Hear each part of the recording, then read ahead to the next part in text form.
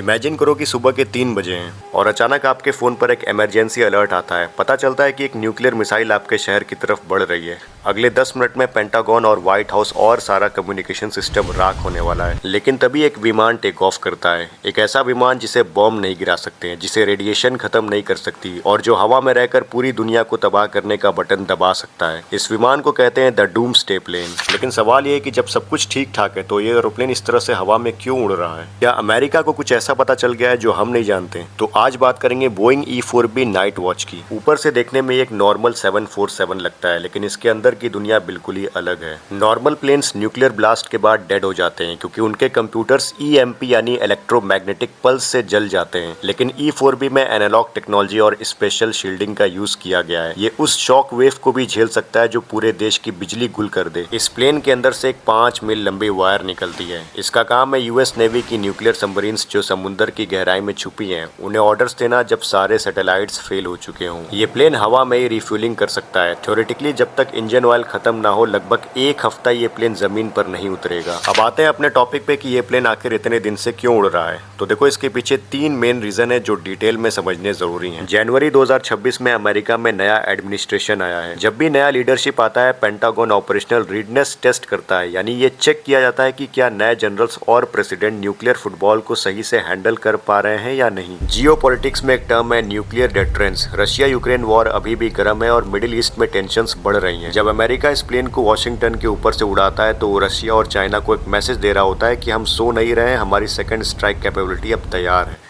ये plane 1970s के हैं। इन्हें मेंटेन करना एक नाइटमेयर है। इन पेंटागन अब इनके रिप्लेसमेंट यानी सर्वाइवेबल एयरबर्न ऑपरेशन सेंटर यानी SAOC पर काम कर रहा है। तो क्या हमें डरना चाहिए? देखो, ये एरोप्लेन पिछले 50 साल से उड़ रहे हैं। इनका दिखना या ना दिखना हमेशा जंग का सिग्नल नहीं होता है, बल्कि ये जंग को रोकने का एक तरीका है। लेकिन जरा सोचो, हमने ऐसी मशीन्स को बनाने में अरबों डॉलर्स रुपीस खर्च कर दिए जो तबाही करने में काम आए। काश इतने ही पैसे पीस और डिप्लोमेसी में खर्च किए जाते हैं।